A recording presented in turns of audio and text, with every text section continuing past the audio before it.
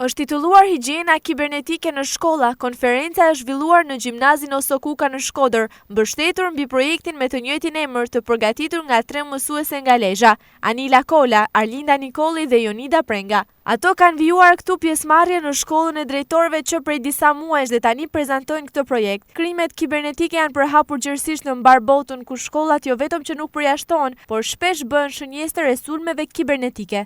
Duke pa edhe ngjarjet jo fort të këndshme që kanë ndodhur në mjedisin shkodran, po edhe në gjithë vendin tonë në lidhje me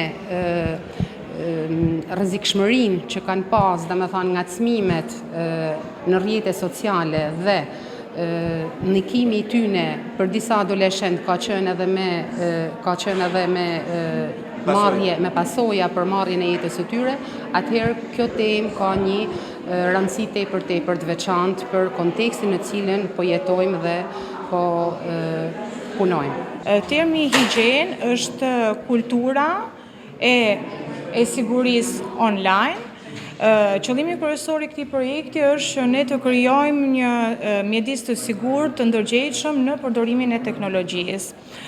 Ky projekt synon të rrisim ndërgjegjësimin e nxënësve për rreziqet e botës online, si phishing, hakerimi, abuzime digjitale, të fuqizojmë mësuesit përmes trajnimeve, materialeve praktike që ata të jenë udhëzues i sigurt për nxënësit në këtë fushë. Është një temë sa aktuale, sa dominante dhe nxënësit kanë nevojë për trajtime të tilla, jo vetëm nxënësit, por edhe prindërit dhe mësuesit. Janë materiale e praktike si vinë nga shtetet ndërkombëtare, e shumica nga shtetet si janë perëndimore, për shembull Mbretëria e Bashkuar, Amerika, Australia, janë të provuar dhe studimi si kemi bërë sot mund të aplikohet në shkollat shqiptare. Kemi shembuj si mund të zbatohet nga nxënësit, nga mësuesit edhe nga familjet.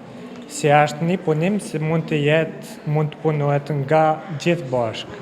Në këtë konferencë morën pjesë edhe drejtues nga Drejtoria Rajonale e Arsimit në Lezhë, nga Autoriteti Kombëtar për Sigurinë Kibernetike, Agjencia Mbrojtjes së Fëmijëve, Pushteti Vendor, Policia dhe përfaqësues të tjerë institucional. Kjo pjesëmarrje dëshmon për rëndësinë e madhe që ka kjo temë, pasi siguria kibernetike është pjesë përbërëse e sigurisë kombëtare. Shkolla është vendi i parë ku kjo siguri duhet të fillojë. Ky ishte edhe mesazhi kryesor i kësaj konference.